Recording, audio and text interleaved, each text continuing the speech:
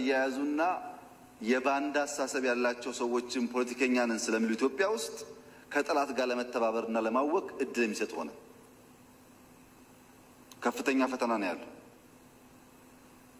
ነገር ግን በአምስቱም በስድስቱም ፈተና በእርግጠኝነት እኔ ልነግራችሁ የምፈልገው እንፈተናለን። መስዋዕትነት ይጠይቀን ይሆናል። አምስቱንም ቻሌንጆች ኢትዮጵያ አሸንፋ ትሻገራለች። በተቻለ መጠን ዲሞክራሲያዊ ስርዓትም ይገነባል። ኢትዮጵያ ውስጥ የሚከፈል ዋጋ ካለ ከመክፈል ውጪ በኢትዮጵያ ሉዓላዊነት በስመ ፖለቲካና ጫወታ በሉዓላዊነት ጉዳይ የመደራደር ሁኔታ የማይታሰብ መሆኑን ለእናንተም እዚህ ላይ ያሉትም ሰዎች መግለጽ ፈልጋለሁ። አይታሰብም። የኢትዮጵያ ሉዓላዊነት ነምበር 1 ፕራዮሪቲያችን ነው። የኢትዮጵያ ሕዝቦች ደህንነት ፕራዮሪቲያችን ነው። ናሽናል ኢንተረስት ፕራዮሪቲያችን ነው።